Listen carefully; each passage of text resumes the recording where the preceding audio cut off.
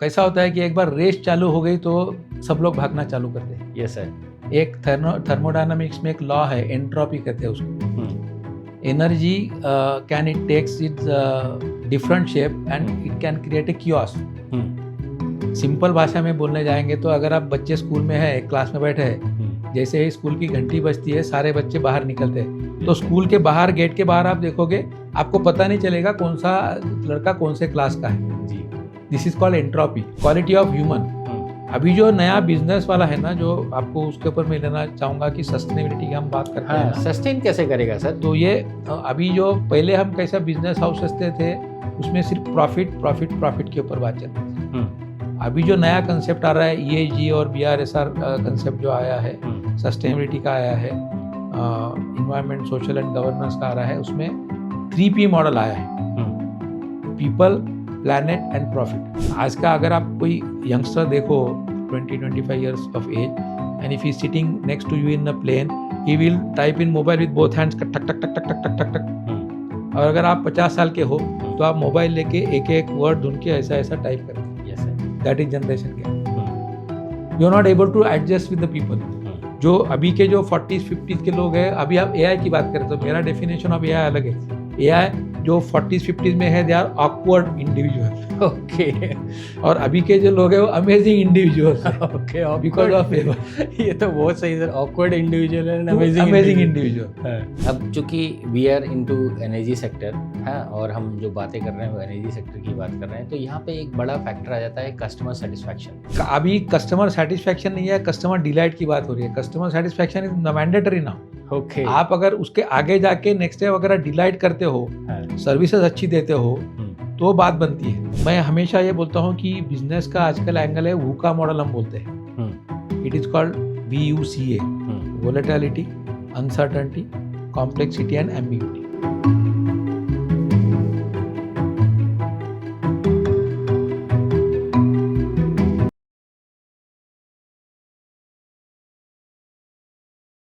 नमस्कार दोस्तों, welcome to another episode of let's talk solar. मैं अजीत बहादुर आप सबका सोलरिज्म-पैशन पे तहे दिल से स्वागत करता हूं और आशा करता हूं कि आप लोग स्वस्थ होंगे। दोस्तों, आज की डेट में सोलर इंडस्ट्री में काम की कोई कमी नहीं है। क्या है कि भाई solar energy is directly related to electricity और बिजली हर एक को ज़रूरत है। अब भले ही वो अमीर हो, गरीब हो, छोटा हो, बड़ा हो, गाँव में रहने वाला हो या शहर में रहने वाला हो, हर एक को बिजली की ज़रूरत है और ये डिमांड कभी कम नहीं होने वाली है। और आप लोगों ने भी देखा होगा कि भाई बिजली आज की डेट में हर सेक्टर में ज़रूरी है। अब भले ही वो एजुकेशन सेक्टर हो, ट्रांसपोर्ट सेक्टर हो, मेडिकल हो या जो भी यू नेम द सेक्टर, आपको वहाँ पे बिजली ज़रूरत है। और अच्छी बात ये है कि भाई we are blessed with more than 300+ sunshine days. अब भले ही वो श्रीनगर से कन्याकुमारी हो या इधर गुजरात से लेकर असम तक हो, हमें हर जगह पे 300+ सनशाइन डेज मिलते हैं। हम अपनी रिक्वायरमेंट के हिसाब से, अपनी ज़रूरत के हिसाब से जहाँ चाहें, जितना चाहें बिजली जनरेट कर सकते हैं। अब इसी रेस में हम सोलर वाले सोलर एनर्जी में ही बर्नआउट हो जाते हैं और कुछ लोगों को स्ट्रेस हो जाता है और कुछ लोगों को लॉसेस भी हो जाते हैं और कई लोग तो बिजनेस भी छोड़ देते हैं। और तब याद आती है हमें life and business transformation coach की, सक्सेस मेंटर की, मोटिवेशनल स्पीकर की। और यही है इस वीडियो का टॉपिक, जहाँ पे इन पॉइंट्स के ऊपर और रोशनी डालने के लिए हमारे साथ आज के एक्सपर्ट जुड़ रहे हैं, डॉक्टर प्रशांत खानखोजे जी। तो first of all Prashant sir, welcome to solarism passion sir. नमस्कार सर। ये कहना तो कोई गलत नहीं होगा कि भाई आज की डेट में सोलर इंडस्ट्री में काम की कोई कमी नहीं है। कुछ कमी नहीं है, कोई कमी नहीं है। द ओनली थिंग इज आप अपने लिए एक जगह प्रॉपरली बना सकते हो और उसके लिए आपको थोड़ी सी तो मेहनत करनी होगी। तो सर ज़रा हमें पहले बताएंगे सर कि आप चूँकि ऑलमोस्ट 37 ईयर्स का आपका एक्सपीरियंस है और आपने इतने सारे एनर्जी सेक्टर्स में काम किया हुआ है, विंड में काम किया हुआ है, थर्मल में काम किया हुआ है, how come solar is your passion sir? Thank you, Ajit, and it's a very good initiative which you have started. I must first congratulate you for taking this initiative further.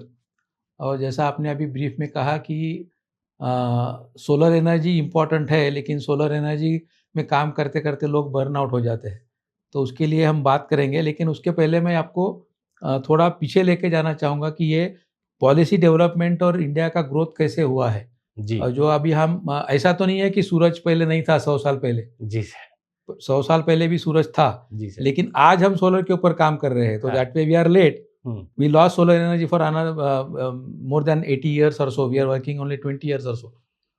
तो ये India में जब electricity rule पहले आया था 1910 में आया था, then we slowly develop. 1940s में कुछ एक्ट हुआ था, तो उस टाइम में प्राइवेट लाइसेंसी थी. जैसा आपको पता होगा, मद्रास इलेक्ट्रिक कंपनी थी, अहमदाबाद इलेक्ट्रिक कंपनी थी, मीरज इलेक्ट्रिसिटी कंपनी थी. बाद में फिर मर्ज होके then we have started electricity board. तो उस टाइम में जैसा महाराष्ट्र की हम बात करेंगे तो MACB फॉर्म हुआ था, महाराष्ट्र स्टेट इलेक्ट्रिसिटी बोर्ड.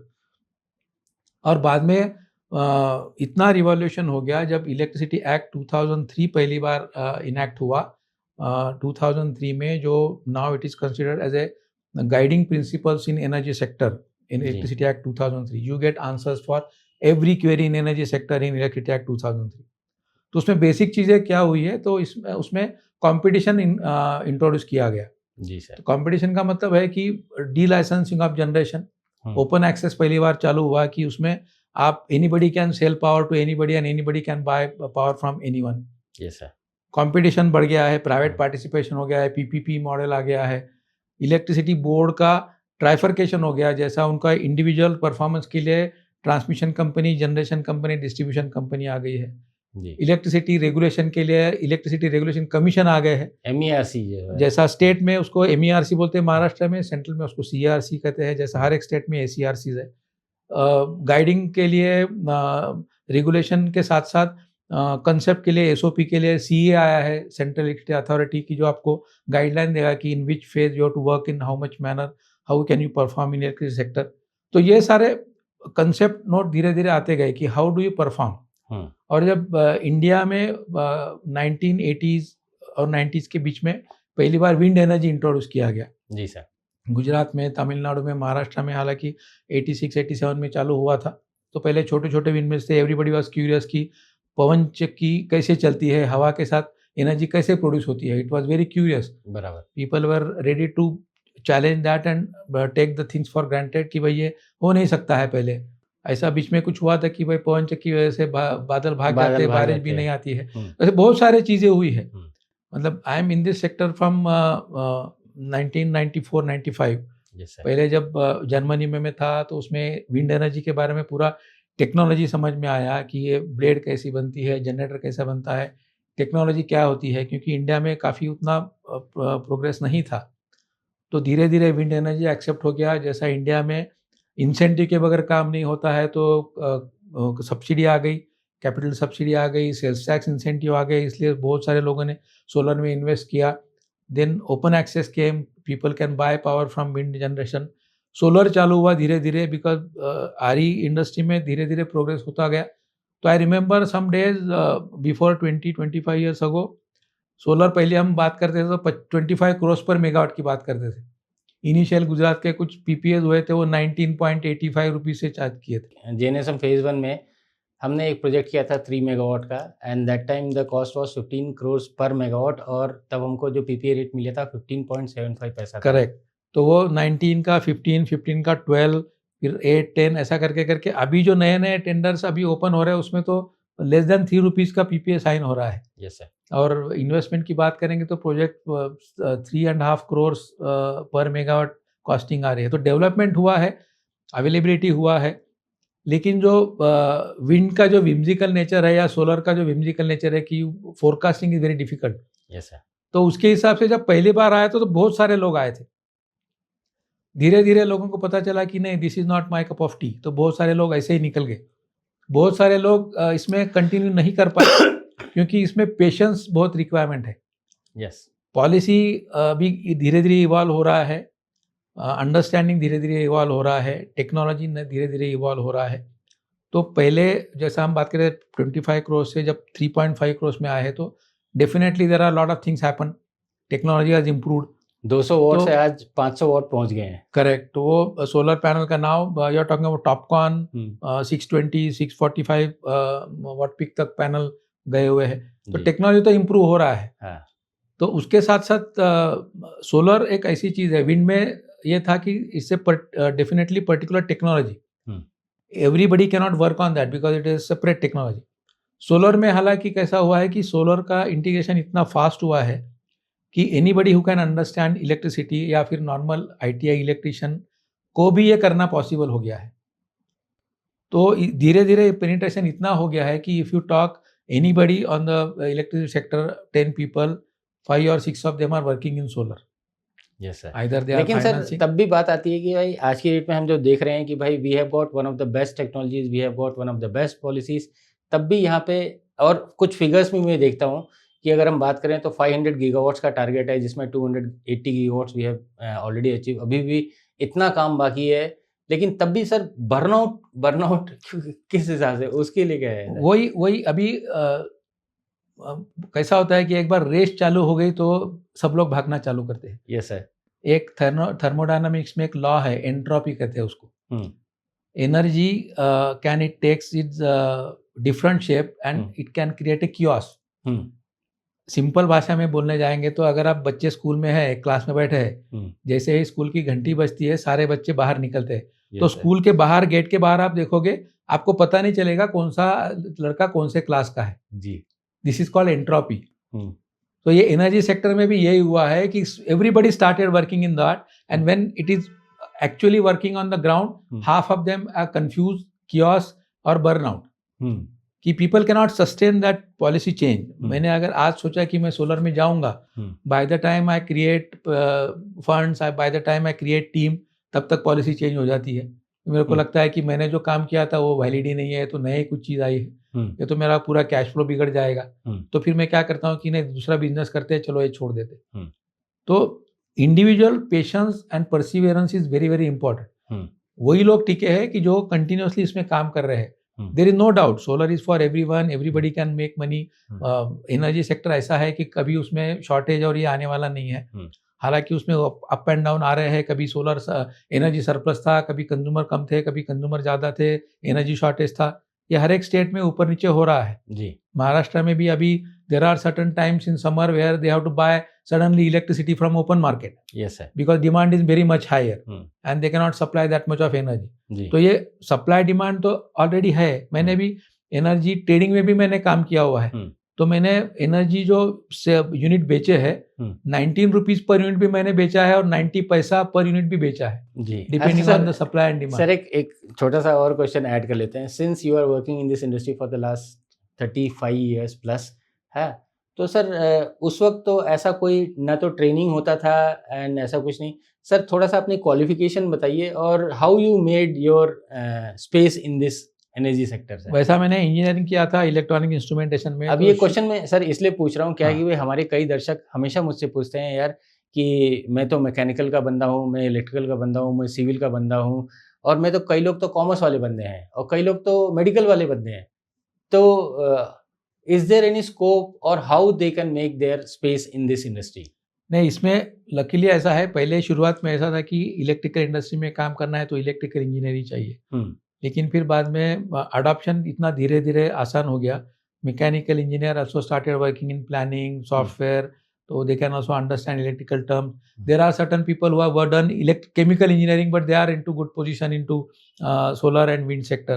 तो क्वालिफिकेशन एक चीज़ थी कि इनिशियली क्वालिफिकेशन, जब मैं 38 साल पहले की बात करता हूँ, 87 में मैंने इंजीनियरिंग ग्रेजुएशन किया था, तब ये था कि आपका जो क्वालिफिकेशन है उसके हिसाब से आपको इंडस्ट्री चुननी है, उसी में आपको काम करना है। Yes sir. तो उसके हिसाब से मैंने इंस्ट्रूमेंटेशन में इंजीनियरिंग की, तो मैं मेंटेनेंस में या इंस्ट्रूमेंटेशन कंट्रोल में पहला जॉब मैंने चालू किया था जी सर। तो क्योंकि वो सेट था कि भाई ये लोग उसमें काम करेंगे, मैकेनिकल है वो मशीनरी और उसमें काम करेंगे, आईटी तो तब था नहीं इतना, केमिकल वाला केमिकल में काम करेगा, सिविल वाला सिविल में जाएगा, इरिगेशन या B&C वगैरह उसमें काम करेगा। तो ये सेट था कि भाई उसमें कॉलेजेस भी इतने ज़्यादा नहीं थे, इंजीनियर भी कम थे, तो सबको उसके हिसाब से जो जॉब इंटरव्यू के लिए आते थे कैंपस में वगैरह लोग सेलेक्ट करके उसमें लेके जाते थे जी सर। तो मैंने भी शुरुआत में लगभग 5-6 साल इंजीनियरिंग इंडस्ट्री में काम किया है। तो उसका डेफिनेटली मेरे को अभी भी फ़ायदा होता है क्योंकि उसमें machinery, programming, PLC, CNC machines, maintenance, ये सारे ACM जो सेपरेट स्पेशल पर्पस मशीन्स वगैरह बनाते हैं, तो उसके हिसाब से मेंटेनेंस कैसे करना है विदाउट ब्रेकिंग। 24/7 अगर कंपनी चलती है तो उसका ब्रेकडाउन ना हो, इसलिए प्रिवेंटिव मेंटेनेंस आपको क्या करना है, बेसिक्स एंड फंडामेंटल्स आपके एकदम गए हैं। Basic fundamentals. आज की डेट में तो सर सिनेरियो बहुत चेंज हो चुका है। करेक्ट। तो अभी कैसा होता है कि opportunities are many, therefore qualification आपका हो गया लेकिन आपका पैशन अलग है। मतलब क्या है कि क्वालिफिकेशन आप करते करते ऐसा आता है कि मैं 12th हो गया, मेरे को इंजीनियरिंग में जाना है, मेरे को ये सीट नहीं मिली, ये सीट मिल रही है, तो चलो मैं इसमें कर लेता हूँ, देखता हूँ कैसा होता है।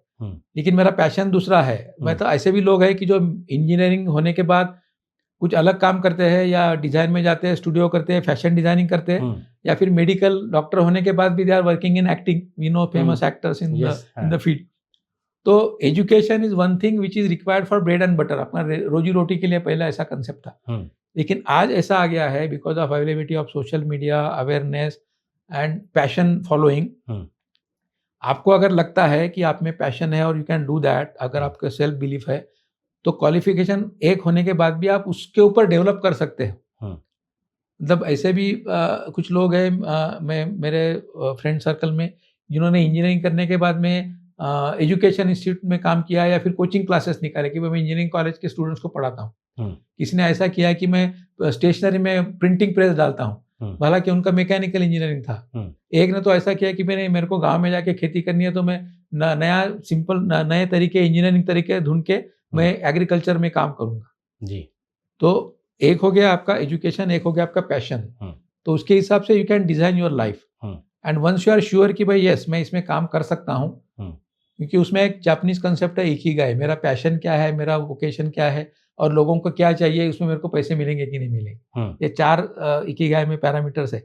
अगर मेरे को पहले ही पता चल गया कि ये मेरा पैशन है और इसमें मैं काम कर सकता हूँ, इसमें मेरे को अच्छी जानकारी है और ये भी लोगों को चाहिए और लोग इसके लिए मेरे को पैसा देंगे, तो ये चारों तो डेफिनेटली मैं उसमें काम कर सकता हूँ, चाहे कि मेरा एजुकेशन कुछ भी हो जी सर। तो मैंने बीच में बड़े रिनॉन इंस्टीट्यूट्स में MBA के लिए भी मैं पढ़ाता हूँ, बाकी सब कॉलेज में जाता हूँ। तो कुछ BSc एग्रीकल्चर किए हुए लोग भी MBA इंजीनियरिंग, MBA इलेक्ट्रिकल में एडमिशन लेते हैं, कोई केमिकल वाले लेते हैं, कोई BA इकोनॉमिक्स वाले आते हैं। तो उनको शुरुआत में समझ में नहीं आता है एनर्जी क्या है क्या नहीं है, लेकिन धीरे धीरे वंस इट इज अंडरस्टूड कि मैनेजमेंट में आप काम करते हैं तो रॉ मटेरियल और प्रोसेस है, it is immaterial, how to manage is very important. अच्छा प्रशांत सर, आपका एक कॉन्सेप्ट मैंने बहुत सुना है, दैट इज E3, जरा इसको बताएंगे sir, what is this E3? Yeah, E3 or E cube, what I call, because that's what I am working in: energy, emotions, and environment. So I am working in these 3 sectors. Universe hums with the energy. Yes. It's a cosmic vibration. Whatever we are dialogue having today, it is also energy transfer and a vibration.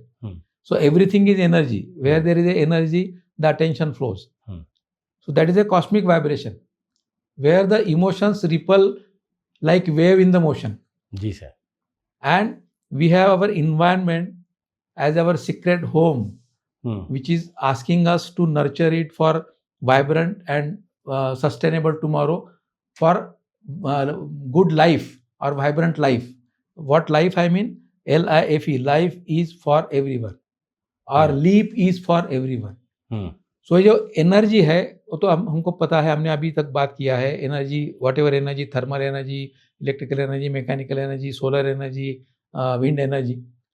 Emotion is also energy in motion, it is also renewable energy. मेरा emotion आज कैसा है मैं उसको सुधार भी सकता हूँ, I can renew that. So it is also a form of renewable energy.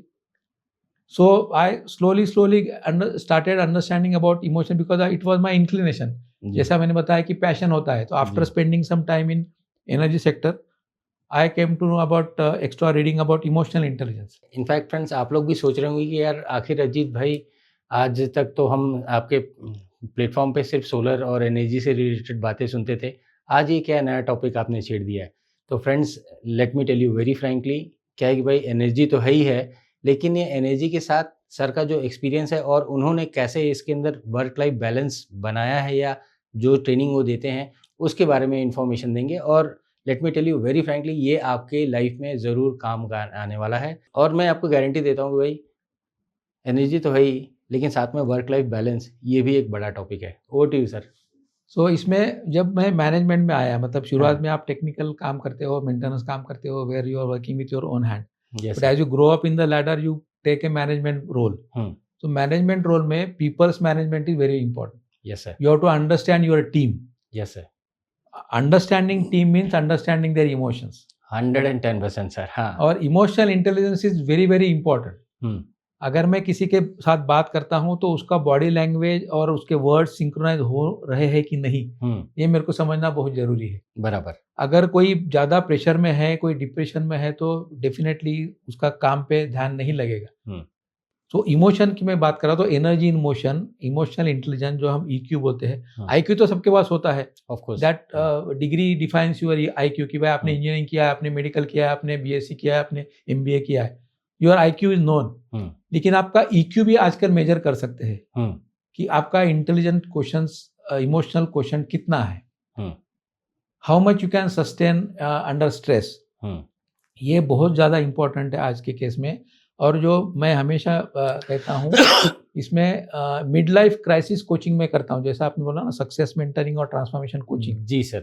तो जो लोग 40-45 में आज तक है एज के हिसाब से, दो they have spend around 15-20 years of experience in corporate. Yes sir. आज के एज में क्या हुआ है, तो जनरेशन गैप इतना फास्ट हो रहा है, तो they are not able to cope up with the system. क्योंकि अभी फॉर एग्जांपल अभी कोई है आदमी जिसने 30 साल काम किया हुआ है, सडनली उसको बोला कि from tomorrow there will be no physical meeting, will talk on Microsoft Teams और विल टॉक ऑन जूम और will talk on Google Meet. तो वो तो कंफ्यूज हो जाता है कि ये मैंने कभी सुना ही नहीं था, ये पहली बार मैं सुन रहा हूँ, ये क्या है, how can I do that, because मैं तो चलाना ही नहीं जानता हूँ, कैसे उसमें प्रेजेंट करना है. तो it gets stress on him.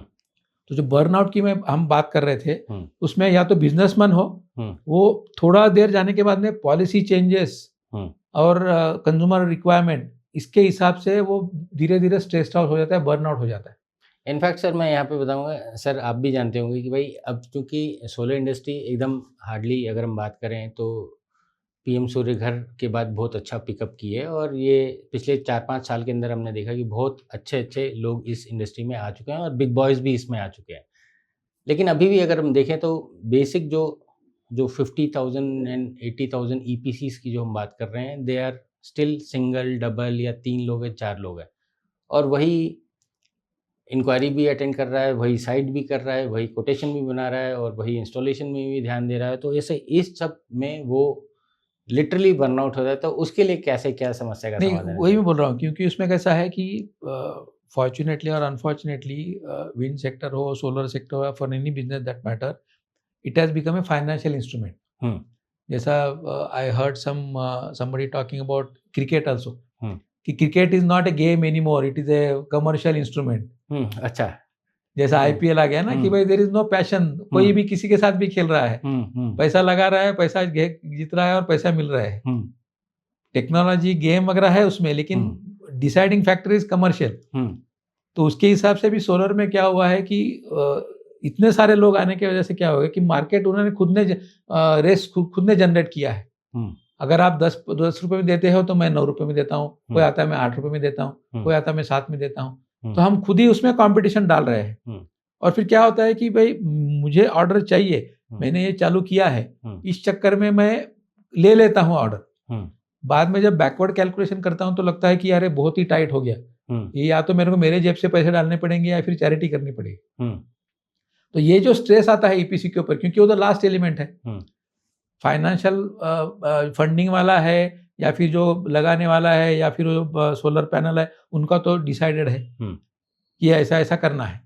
Squeezing करने के लिए फाइनल को है कि वो आखिरी एलिमेंट कौन है, वीकेस्ट लिंक हम बोलते हैं ना चेन में, वो EPC है.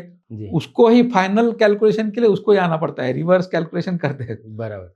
तो EPC वाले को उसमें रिवर्स इंजीनियरिंग करके कि भाई ये कितने कम दाम में मेरे को देना है. और लेकिन प्रशांत सर यहाँ पे एक बात आती है, कंपटीशन, हाँ हर का. लेकिन ये सर, ये कंपटीशन पहले भी था, आज भी है और आगे भी रहेगा, इसमें कोई डाउट नहीं है. और कंपटीशन है means you are in demand. Correct. तो इस चीज़ को कैसे कोई बीट करेगा सर? अभी कैसे बीट करना चाहिए सर? नहीं, कंपटीशन तो डेफिनेटली है, लेकिन every individual not for the sake of getting order, he has to also maintain certain quality, कि उसको आगे 30 साल तक, सपोज हम बोल रहे हैं कि 30 साल का लाइफ है, तो उसमें इंस्टॉलेशन EPC वाले की क्वालिटी की बात आती है. Sizing, designing, installation, maintenance, optimization, designing, not compromising with the quality. क्योंकि इसमें आगे जाके एक ये प्रॉब्लम आने वाला है कि ये इसको डिस्पोज आप कैसे करेंगे। सोलर पैनल और स्ट्रक्चर है, उसका लाइफ खत्म होने के बाद में इसका आप कैसे करेंगे साल्वेज? नहीं, वो तो सर अभी उसके लिए इसका पूरा 30 साल चलना जरूरी है ऑफ कोर्स। तो जो बहुत सारे लोगों का सोलर वे से विश्वास उड़ रहा है, जिन्होंने लगाया था कि भाई मेरे तो चलता ही नहीं है, 3 साल हो गए, जनरेशन बंद हो गया है, हमेशा प्रॉब्लम आता है, because they have compromise somewhere on the quality. Of course. तो जो ईपीसी प्लेयर है, जो भी इंस्टॉलर्स है, उनको ये देखना जरूरी है कि भाई क्वालिटी इज नॉट कॉम्प्रोमाइज, क्योंकि technology is definitely important. Technology के साथ साथ workmanship is very important. Sir, अब आपने यहाँ पे बोला कि भाई एक चीज़ है क्वालिटी इज नॉट कॉम्प्रोमाइज, ये इस चीज़ को ध्यान में रखना है। अब यहाँ पे एक बात आती है कि भाई यार मार्जिन्स या जो प्रॉफिट मार्जिन्स हैं, या मेरे को कोई मार्जिन रखना है, तो व्हाट शुड बी, एक ऐसा कि कई लोग का होता है यार पहले 4 ऑर्डर में अगर हमको मार्जिन नहीं भी मिले तो चलता है, या विदाउट प्रॉफिट भी हम कुछ कर देंगे। Is this right practice? और ऐसा अगर प्रैक्टिस रहेगा तो कैन दे सर्वाइव? नहीं, उसमें कैसा है कि बिजनेस सर्वाइवल मोड में जब आता है कि मेरे को एस्टैब्लिश होना है, मैंने नया चालू किया है, तो शुरुआत में ठीक है, लोअर मार्जिन पे या जीरो मार्जिन पे मैं काम करता हूँ। जब मेरा हो जाएगा तो थोड़ा साइजेबल हो जाएगा तो कहीं ना कहीं मैं उसमें निकाल लूँगा, एग्रीगेशन हो जाएगा, एवरेजिंग आउट हो जाएगा, तब मैं पैसे कमा लूँगा। तो ये बिजनेस सेंस है या बिजनेस उनका लॉजिक है कि ऐसा मैं कर सकता हूँ। ऐसा होता भी है कि कोई आपको 3-4 ऑर्डर लिया है, उसमें प्रॉफिट नहीं मिला, 5वां एक बड़ा अच्छा ऑर्डर मिला, उसमें अच्छा खासा प्रॉफिट मार्जिन मिला, तो वो कॉम्पेंसेट हो जाता है कि पिछले जो किया है, बिकॉज यू आर एस्टैब्लिश। क्योंकि उसमें कैसा है कि you have to first establish yourself, कि किसी ने अगर ढूंढ रहे हैं ईपीसी वाला कि नहीं ये बंदा अच्छा है, उसने काम अच्छा किया है, उसने क्वालिटी अच्छी मेंटेन की है, साइजेबल रीजनेबल बंदा है। यही बात पे मैं आता हूँ कि आपने E3 की बात की ना, तो इमोशन या फिर बर्निंग आउट या फिर आपका क्वालिटी ऑफ ह्यूमन। अभी जो नया बिजनेस वाला है ना, जो आपको उसके ऊपर मैं लेना चाहूंगा कि सस्टेनेबिलिटी की हम बात करते हैं ना, सस्टेन कैसे करेगा सर? तो ये अभी जो पहले हम कैसा बिजनेस हाउसेस थे, उसमें सिर्फ प्रॉफिट प्रॉफिट प्रॉफिट के ऊपर बात चल रही थी। अभी जो नया कंसेप्ट आ रहा है, ESG और BRSR कंसेप्ट जो आया है, सस्टेनेबिलिटी का आया है, इन्वायरमेंट, सोशल एंड गवर्नेंस का आ रहा है, उसमें 3P मॉडल आया है, पीपल, प्लैनेट एंड प्रॉफिट।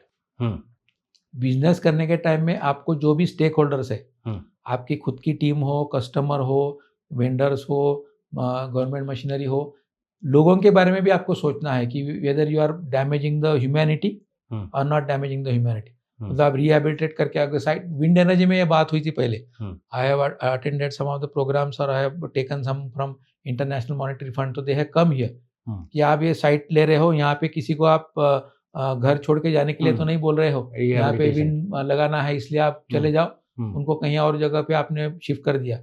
ऐसा नहीं होना चाहिए।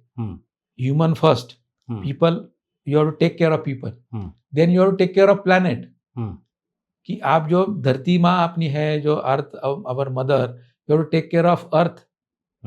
आप ऐसे कुछ काम नहीं कर रहे हो कि वो डैमेज हो रहा है। क्लाइमेट चेंज, अभी हम बात कर रहे थे कि जो we are going under net zero by 2070। Everybody of us has to work together to make it more comfortable for living for everyone. तो ये मदर अर्थ का हम केयर करेंगे तो planet is very important, it has to be livable. क्योंकि ऐसा ना हो कि उसमें हम काम करने जाएंगे ये जनरेशन में, आगे जनरेशन के लिए फिर जाके वो मास्क लगा के घूमना पड़े कि भाई quality of oxygen is bad, quality of living is bad. ऐसा नहीं होना चाहिए। Water availability is not there. आज हम बॉटल में वाटर लेके जाते हैं, लेकिन ऐसा हो कि आगे के 2 जनरेशन में कैप्सूल में वाटर लेके जाना पड़े। पानी का स्केर्सिटी आ गया, क्योंकि हम जिस तरह से फ्यूल यूज कर रहे हैं, जिस तरह से हम एक्सप्लॉइट कर रहे हैं। तो नया बिजनेस का कंसेप्ट ये आया है कि people, planet and profit. Business definitely have to make profit for sustainability. Otherwise they will not, because they have to take care of the entire family. उनके employees है, उनके stakeholders है, सबका केयर उनको लेना ही है। तो profit is definitely important. But आज के केस में नया जनरेशन का एक रिसर्च फाइंडिंग में बोलता हूँ, जो नया जनरेशन है, they will only continue in job only if they find it is comfortable to work there. Salaries become secondary. पहले कैसा था कि मेरे को अच्छी सैलरी मिल रही है, मैं आगे छोड़ के चला जाता हूँ।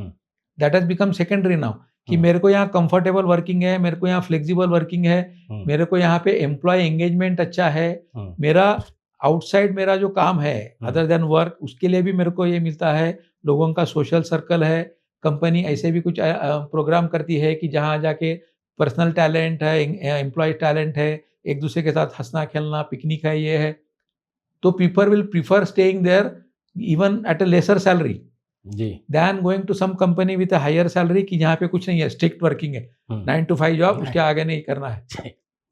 तो नया जनरेशन का थिंकिंग पूरा बदल गया है, लॉयल्टी का डेफिनेशन पूरा बदल गया है।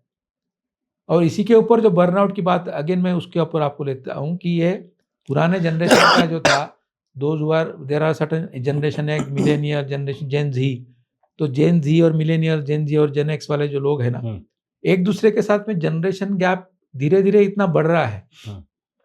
आज का अगर आप कोई यंगस्टर देखो 20-25 years of age, and if he's sitting next to you in a plane, he will type in mobile with both hands, टक टक टक टक टक टक टक। और अगर आप 50 साल के हो तो आप मोबाइल लेके एक एक वर्ड ढूंढ के ऐसा ऐसा टाइप करते हैं। Yes sir, that is generation gap. You are not able to adjust with the people. जो अभी के जो 40s 50s के लोग हैं, अभी आप एआई की बात करें तो मेरा डेफिनेशन ऑफ एआई अलग है। एआई जो 40s 50s में है, they are awkward individual. Okay. और अभी के जो लोग हैं वो अमेजिंग इंडिविजुअल्स हैं। ओके, बिकॉज ऑफ ये तो बहुत सही sir, awkward individual and amazing individual. तो आपको ये अमेजिंग इंडिविजुअल होना है with the help of AI. नया, उनकी कोई गलती नहीं है ना। जब मैं इंजीनियरिंग किया तो मोबाइल था ही नहीं। बराबर। तो मेरे डॉटर या फिर मेरे जो यंगस्टर्स, कभी मैं कॉलेज में आता हूँ, बोलते हैं कि आप उस टाइम में टाइम पास कैसे करते थे, मोबाइल ही नहीं था। बोला हम ग्राउंड पे जाके खेलते थे, हम पिकनिक जाते थे, हम ड्रामा देखते थे, हम पिक्चर देखते थे, ये हमारा बाहर गप्पे मारते थे, रात रात भर गप्पे मारते थे, मोबाइल के ऊपर चिट चैट नहीं करते थे, because we are more attach. अभी भी आप देखोगे तो there are some WhatsApp group की भाई इंजीनियरिंग कॉलेज के लोग हैं, वो एक दूसरे के साथ अच्छे जेल आउट हो जाते हैं, उस टाइम की याद निकाल के बोलते हैं, बिकॉज मोबाइल गैजेट से वो जुड़े नहीं है, वो पर्सनली जुड़े हुए हैं जी। आज के इसमें इमोशन कम आए हैं। खाली वो, अगर आपका बर्थडे है तो मैंने मॉर्निंग में आपको डाल दिया happy birthday enjoy, next moment में तू को मैं को। बराबर। इमोशन कहाँ है? इमोशंस नहीं है। It has become mechanised.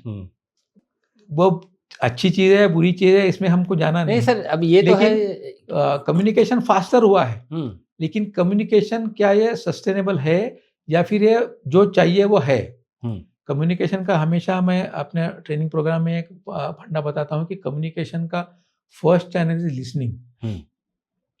हम जब गणपति आता है तो हम व्हाट्सएप पे डालते हैं कि गणपति के कान बड़े हैं क्योंकि ज़्यादा सुनो, सुन रहे क्योंकि कम बोलो।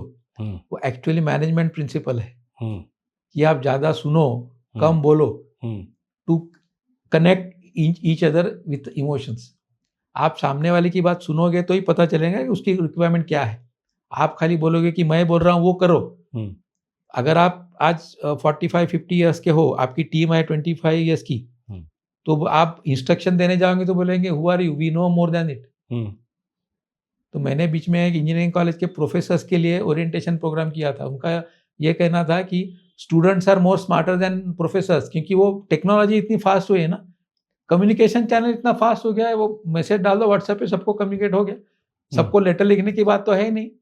जब हम इंजीनियरिंग कॉलेज में मतलब 87 वगैरह में बात करते तो हम इनलैंड लेटर्स यूज करते थे कम्युनिकेट करने के लिए। घर में चिट्ठी लिखनी है कॉलेज से तो आप इनलैंड लेटर लेके आओ, मम्मी पापा को लेटर लिखो, उनको 8-10 दिन के बाद मिलेगा, फिर उनको खुशहाली समझेगी, फिर वो रिप्लाई देंगे, मनी ऑर्डर से पैसे भेजो, फिर मनी ऑर्डर मिलेगा, फिर उस दिन चांदी चलो पैसा आया है चलो जाके पार्टी करते हैं। जब इंजीनियरिंग कॉलेज में आजकल गूगल पे हो गया है, इमीडिएटली कॉल हो गया है।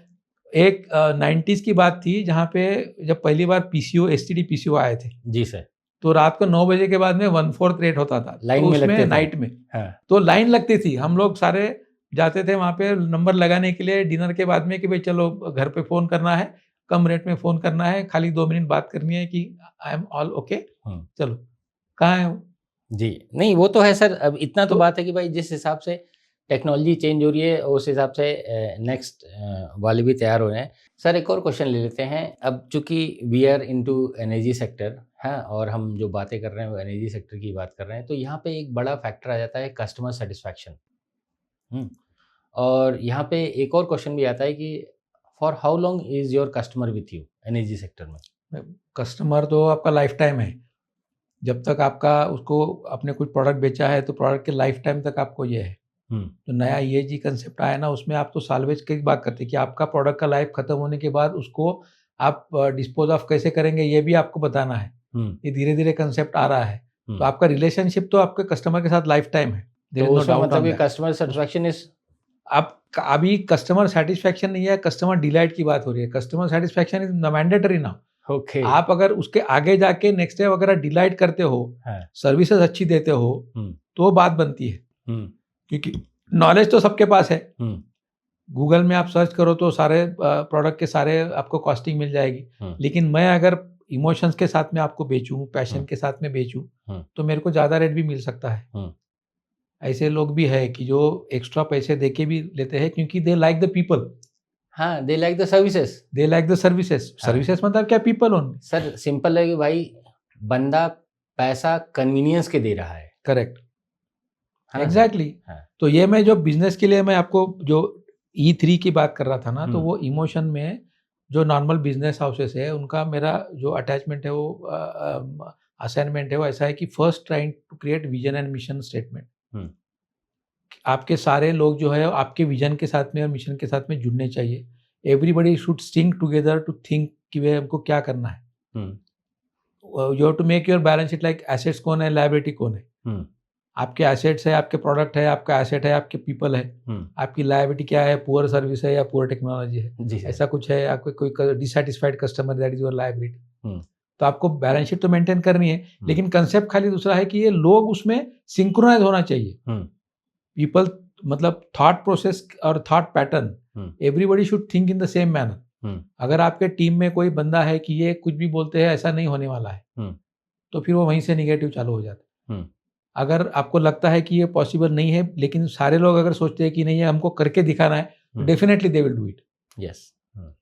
वो मैं हमेशा ये बोलता हूँ कि बिजनेस का आजकल एंगल है वूका मॉडल, हम बोलते हैं। It is called VUCA, volatility, uncertainty, complexity and ambiguity. तो आपको चाहिए या नहीं चाहिए, वूका ऑलरेडी है। बिजनेस में अनसर्टेनिटी है, बिजनेस में कॉम्प्लेक्सिटी है, एम्बिग्यूटी है। आपको उसके साथ एडजस्ट करना है। You can not expect socially और market to align with your thoughts. Your thought should be align with the market. तो ये करने के लिए विजन मिशन स्टेटमेंट के बाद में आपको गोल सेटिंग करना है कि मेरा बिजनेस आज इतना है, मेरे लोग इतने हैं, मेरे को यहाँ से यहाँ जाना है। From A to B I have to travel. So मेरा ये फासला कितना है? मैं 1 साल का कर रहा हूँ, 5 साल का मेरा विजन है। तो 5 साल में इतने लोग हैं, मैं 1 साल में इतना करूंगा, दूसरे साल में इतना करूंगा। एक्सपोनेंशियल ग्रोथ भी पॉसिबल है। सारे लोग उसमें स्मॉल स्मॉल गोल्स अलाइनमेंट आप करते जाओ कि पहले क्वार्टर में इतना करना है, सेकंड क्वार्टर में इतना करना है। मैं पहले दिन से खाली काम करने लग जाऊं, को वो नहीं है। अपना पुराना हम स्टोरी हम याद रखते नहीं है। मैं हमेशा इंडियन नॉलेज सिस्टम जो अपनी मैथोलॉजिकल है या फिर स्क्रिप्चर से वेदों में लिखा है, महाभारत रामायण है, उसका मैं हमेशा उदाहरण देता हूँ कि आप उसको सोचिए, अपने पास उतना ट्रेजर है, आप उसके हिसाब से आप उसका सॉल्यूशन निकालते जाइए। जो स्टोरीज हम सुनते आ रहे हैं कि वो वुड कटर था कि उसने, एक आदमी ने पहले दिन 8 झाड़ तोड़े, दूसरे दिन गया तो उसने 6 तोड़े, तीसरे दिन गया तो 4 ही तोड़े।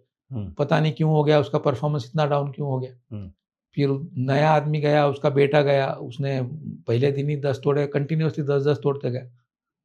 तो उसने पूछा ये ऐसा कैसा हो गया? तो मेरा तो परफॉर्मेंस नीचे जा रहा था, आपका परफॉर्मेंस ऊपर कैसे जा रहा था? तो नेक्स्ट जनरेशन वाला जो उसने बताया कि मैं 4 ही घंटे काम करता हूँ। पहले 4 घंटे में मेरे एक्स को शार्पन करता हूँ, मेरे सारे टूल्स एंड टैकल्स, मेरे सारे टीम, मेरी सारी ये, मैं पूरे सारे टूल्स को पहले शार्पन करता हूँ।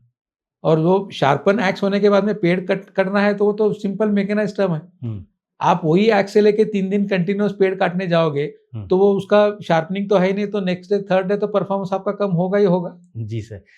तो मतलब कि जो फंडामेंटल्स और जो वेदों में लिखा हुआ है, इनफैक्ट एक बड़ा अच्छा श्लोक याद आ रहा है सर, वो कर्मण्येव अधिकारस्तु मा फलेषु कदाचन, कर्म करो फल की चिंता मत करो। Correct. This is also one of the, मतलब ये कई ऑफिसेस में मैंने देखा है। उसमें मतलब कहना वही है कि आप उसके बारे में सोचो मत कि भाई आप, if you are honest in your process, if you are thinking, then definitely you are going to get the fruit which is desired.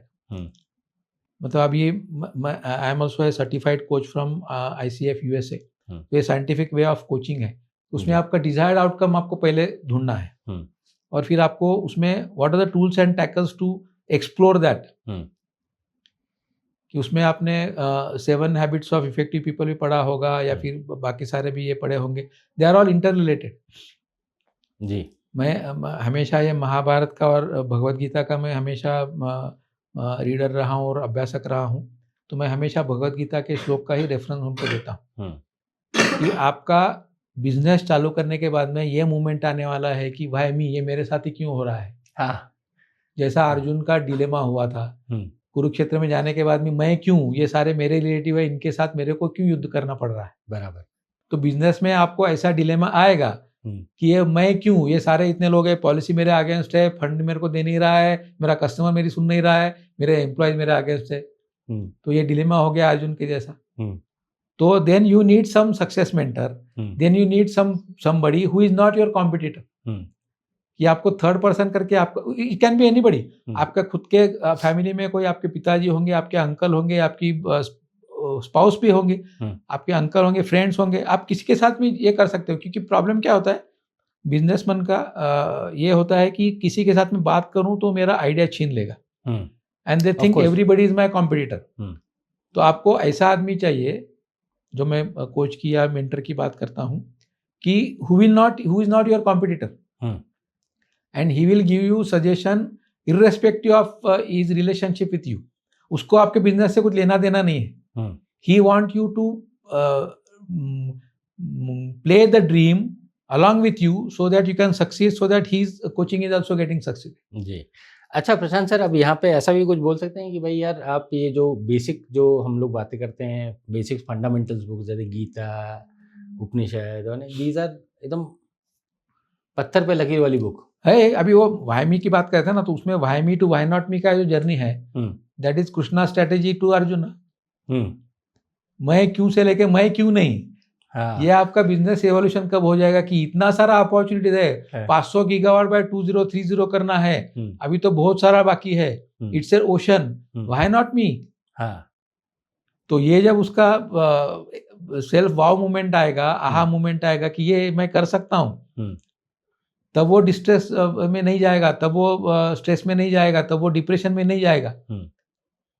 So emotional well being is very very important. जो आधे लोग इसमें business छोड़ देते हैं ना, because they are not able to continue. In fact sir यहाँ पे एक और चीज देखा है कि जनरेशन में अभी जैसे जेन जी एंड एक जेन एक्स आपने बताया, तो अभी कई लोग, अभी हमारे भी कई देखे दोस्तों ने जिन्होंने बहुत अच्छे तरीके से एक अच्छा खासा बिजनेस सेटअप कर दिया and they are now one of the pioneers. लेकिन उनका जो second leg, they are not into this thing. तो वैसे भी कई दोस्त लोग हैं, उनके लिए क्या कह सकते हैं? करेक्ट। तो ये बहुत सारे मेरे क्लाइंट्स वही है कि भाई जो सेकंड जनरेशन को हैंडिंग ओवर, सक्सेशन प्लानिंग हम जो कहते हैं, क्योंकि अभी फॉर एग्जांपल हम केस अगर लेते हैं कि father is 55 years old who is running the business from 25 years old, उसका 25 ईयर्स, उसका बेटा या बेटी आ गई है हु इज 25 ईयर्स ओल्ड या 30 ईयर्स ओल्ड। तो फादर का काम करने का तरीका कुछ अलग था। Yes, because he is more like emotion पे काम करता था कि भाई ये क्लाइंट ठीक है, पैसा नहीं देता है ना, आगे जाके दे देगा, तकलीफ होगा, बाद में ले लेंगे, कोई प्रॉब्लम नहीं है, सर्विस दे देते हैं, बाद में सोचते हैं, उसमें बहुत सारा डूब भी जाता है। बेटा क्या कहता है, पहले पैसा बाद में सर्विस। ये जनरेशन गैप है ना, उसको ब्रिज बनाना है। ये मेन इंपॉर्टेंट जो ट्रिपल की मैं बात करता हूँ ना, एनर्जी, इमोशंस एंड इन्वायरमेंट, ये इसमें इमोशंस का अटैचमेंट होना, both father and son thinking in the same direction, this is very important. कि भाई उसका अंडरस्टैंडिंग अलग है, मेरा अंडरस्टैंडिंग अलग है। मैं सोचता हूँ कि वे सामने वाले की ज्यादा सोचो, बेटा सोचता है नहीं पहले आप नहीं सोचो। हाँ, नहीं उसमें एक बड़ा डिफरेंस भी आता है सर कि अभी जैसे तो यार मैंने तो पूरा खून पसीना एक कर दिया, दिन रात एक कर दिया है, घर बार जो पूरा सब अपना जेब का एक एक चीज़ खुद जाके उधर ठीक करता था, हाथ से ठीक करता था, मैंने खुद मशीनें ठीक की हैं। आज मैं बोलता हूँ तो वो बोलता है कि आदमी नहीं है।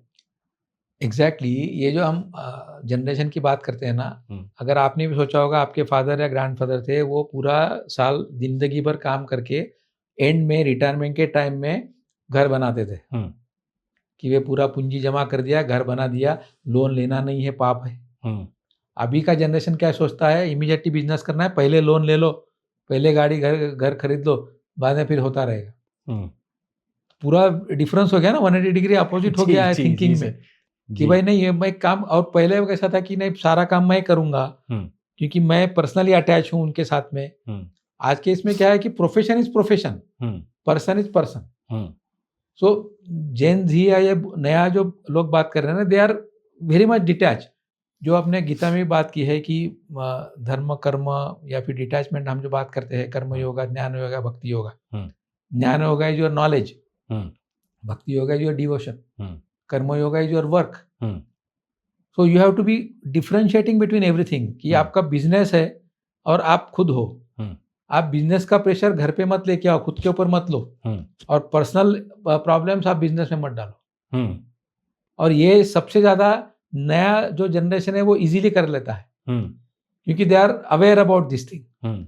सो सोशल डिटैचमेंट और जो इसके साथ है ना, generation, new generation is very easily adopting that. पुराने लोगों को वो डिफिकल्ट हो जाता है। यानी कि सर जितने भी 45 एंड 50 वाले हैं उनको बोलना पड़ेगा भाई वापस जाके गीता पढ़ो, वापिस जाके गीता पढ़ो, या फिर लेट इट गो। हाँ। जो लेट गो का डेफिनेशन है ना, वो बहुत इंपॉर्टेंट है। सारे चीज दिल पे मत लो यार। उसमें होता है कैसा है कि समय और समझ एक साथ नहीं आती है। समझ में आता है तो समय निकल जाता है। ये सही बताया सर आपने। और समय रहता है तब समझ में नहीं आता है। सही है सर। तो समय और समझ एक साथ आई तो सब कुछ सुलझ जाता है। हाँ। फिर जिंदगी खुशहाल हो जाती है। जी सर, जी सर, ये आपने सही बताया सर। समय और समझ है। And those people who are think good of themself, they can perform better. तो इमोशनल इंटेलिजेंस पे फिर मैं आपको लेता हूँ कि ये उसमें पर्सनल कॉम्पिटेंसी और सोशल कॉम्पिटेंसी है। पर्सनल कॉम्पिटेंसी क्या है कि सेल्फ अवेयरनेस और सेल्फ मैनेजमेंट, ये पर्सनल कॉम्पिटेंसी। पहले हु एम आई, ये आपको समझना जरूरी है। खाली सब लोग कर रहे हैं इसलिए मेरे को करना है, इसमें अगर बिजनेस चालू किया तो वो सस्टेनेबल नहीं होता है। बराबर।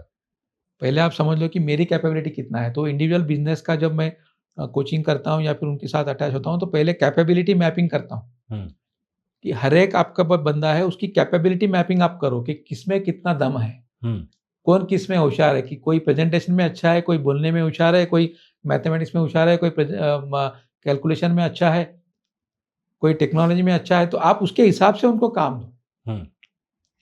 खाली जो सीनियरिटी है उसको सब कुछ देना है, उसमें मतलब नहीं है। बराबर। जो बोल बच्चन है उसको प्रेजेंटेशन के लिए बोलो, मार्केटिंग के लिए बोलो। जो चीज नहीं है वो भी बेच के आएगा। बराबर। जो लेकिन टेक्निकल बंदा बहुत अच्छा है उसको आप बेचने के लिए भेजोगे तो वो टेक्नोलॉजी समझाते बैठेगा, मार्केट की बात ही नहीं करेगा। सही बात है। क्योंकि उसका पैशन टेक्नोलॉजी है। तो उसके लिए आप पीछे बैक ऑफिस में रखो ना। तो personal competency is very very important, self awareness and self management. आपको पहले इनफैक्ट सर मैं इस वाले पॉइंट पे आपको रुकूंगा। एक मेरे पास एक सीनियर आए थे, senior is a core engineer है। तो उन्होंने भी मेरे को बोला था यार अजीत, यार इंजीनियरिंग वालों को ना ये एक्टिविटी में नहीं रखना चाहिए है। क्या है कि भाई इंजीनियरिंग ना, जब वो एक चीज़ डेवलप कर देगा फिर उसके बाद फिर उसके दिमाग में एक और नया, अरे यार इसमें ये ऐड कर देना, और ऐसे ऐड करते करते करते ना तो वो प्रोडक्ट बाहर आता है ना वो कॉन्सेप्ट बाहर आता है। एग्जैक्टली। और वही अगर किसी कॉमर्स का बंदा रहेगा, सर आपने बना दिया ना, चल इधर लाओ, बाकी तुम दूसरा करो। So they are very passionate about their own technology and design. तो हमेशा उसमें नया नया कुछ डेवलप करने की बात करते रहते हैं और वो they are not never satisfied कि ये हो गया तो उसमें नया वर्जन आएगा। बराबर, that is good, but back office R&D में, मार्केटिंग में नहीं। तो वो मतलब that is what self awareness is, that is what self awareness for the business is. कि आपका पहले कैपेबिलिटी मैपिंग करो, आपको समझ में आएगा कि हम who am I. Then next step is self management. जैसा है सोलर बिजनेस में बहुत सारे लोग हैं, उन्होंने धंधा चालू किया लेकिन बीच में छोड़ दिया क्योंकि वो क्या मैनेज नहीं कर पाए। बराबर। सबके साथ में दौड़ लिए रेस में, लेकिन उनको बीच में टायर चेंज करने पड़ते हैं, बीच में फ्यूल डालना पड़ता है, ये पता ही नहीं है। बराबर। तो रेस में वो भी आपको इम्पोर्टेंट है ना। तो self management is also next step, it is personal competency. कि हर एक आदमी को मैनेज करने आना चाहिए कि how am I treating others and how am I understanding feeling of others. क्योंकि उसमें ये सोलर में आप किसी कस्टमर के आप बेचने जाओगे तो सोलर के बारे में उसको बहुत सारा पता है, he can Google it and read it, लेकिन उसको आप कंसेप्ट और उसको आइडियाज बताएंगे कि how you are going to serve it, how are you going to install it, how is he benefited and why should he choose you. ये चीज के ऊपर अगर आप ज्यादा ध्यान दोगे तो वो खरीद लेगा। आप खाली बोलोगे कि ये सूरज टेक्नोलॉजी ऐसी है, उसमें ये टॉपकॉन है, उसमें ये इन्वर्टर है, वो इन्वर्टर है, हमने ऑप्टिमाइजर लगाया, ही हार्डली अंडरस्टैंड इट। वो बंदा वकील है, उसको क्या करने गए? तो बोलेगा कि तो भाई सर यहाँ पे एक वर्ड अगर हम ऐसा स्टेटमेंट डालें कि भाई आपका काम ही आपका नाम बनाएगा, एग्जैक्टली ये सही रहेगा? सस्टेनेबिलिटी का मतलब वही है कि भाई आपको रिपीट ऑर्डर और रेफरेंस के लिए रेफरल नेटवर्क भी एक होता है कि मैंने लगा लिया और आप अगर मेरे पड़ोसी ने पूछा या मेरे फ्रेंड ने पूछा तो मैं इमीडिएटली आपका नाम बोलूँ कि भाई इससे लगाओ। That is the correct feedback कि भाई ये रेफरल नेटवर्क से आपको बिजनेस मिलेगा, क्योंकि आई एम सेटिस्फाइड। अगर बीच में कुछ भी प्रॉब्लम हो गया, क्वालिटी हो गया, तो अगर किसी ने आपका नाम भी लेके बोला कि भाई इनको मैं दे रहा हूँ, दूँ क्या, नहीं रुक जा, I had bad experience, please think twice before giving the order too. तो ये जो रेफरल है ना, माउथ टू माउथ पब्लिसिटी, वो बहुत इंपॉर्टेंट है। तो मतलब ये इस बात पे जरूर ध्यान दें कि भाई आपका काम ही आपका नाम बनाएगा, और आप जितने भी काम करें हैं वो अपनी तसल्ली के हिसाब से करें जस्ट। और सर यहाँ पे वही कि यार रेस में जाके कोई मतलब नहीं है, कंपटीशन में क्या होगा, है रेड लाइन में आ जाओगे, balance sheet ultimately loss. Exactly तो मतलब फिर वही बात है कि क्वालिटी कॉम्प्रोमाइज नहीं करना है, आपकी सर्विस कॉम्प्रोमाइज नहीं करना है, क्योंकि नॉर्मली जो कॉल सेंटर वाले रहते हैं ना कि you are very important to place weight, हाँ, और फिर वो वेट ही करते रह जाते हो, हाँ, बंदा आता ही नहीं है लाइन पे। बराबर। तो वैसा अगर ऐसे कुछ सोलर कंपनी ने चालू किया, आप बोलो प्रॉब्लम है सर, हम देखते हैं, बात करते हैं, किसी को भेजते हैं, फिर कोई आता ही नहीं, बराबर। तो एक बार होगा, 2 बार होगा, 3 बार होगा, बाद में बोलेगा कि यार इसको तो कोई पड़ी नहीं है। तो ये चीज़ें वेरी इंपॉर्टेंट है, कस्टमर सेटिस्फैक्शन के बाद customer delight and regular. Sir यहाँ पे मैं एक और पॉइंट लेना चाहूँगा कि भाई वोकल फॉर लोकल। और आज की डेट में हम बात कर रहे हैं मेड इन इंडिया और मेक इन इंडिया की, और हमारे प्रधानमंत्री साहब भी हर जगह बोल रहे हैं स्वदेशी अपनाओ, स्वदेशी अपनाओ। What is your stand on that sir? नहीं, डेफिनेटली अभी जैसा जियोपॉलिटिकल टेंशंस है या फिर क्रॉस बॉर्डर, मैं आपके ऊपर सैंक्शन लगा दूंगा। क्रॉस बॉर्डर ये इश्यू जो चल रहे हैं कि भाई इतना ये लगेगा, उतना वो लगेगा, क्वालिटी नहीं आएगा, या फिर नया ड्यूटी आ जाएगा, नया कस्टम ड्यूटी बढ़ेगा, या फिर व्हाट नॉट। तो उसके हिसाब से सेल्फ रिलायंट तो आत्मनिर्भर तो होना ही होना है। हमने पहले कुछ साल पहले बात की थी ग्लोबलाइजेशन की, तो आपको ग्लोबली मार्केट मिल गया था, लेकिन local for vocal for global ये जो नया कंसेप्ट है, उसमें आप ग्लोबल की सर्विस यहाँ यूज करते थे पहले, अभी आप यहाँ की सर्विस ग्लोबली यूज करो।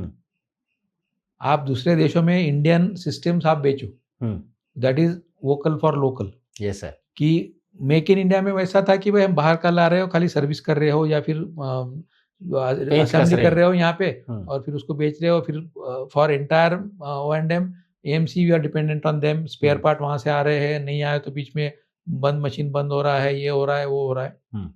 तो मेड इन इंडिया में क्या होगा कि you are completely manufacturing here, you know the technology, product आपका, दिमाग आपका, इंजीनियर आपका, सर्विसेज आपकी, everything including software is yours.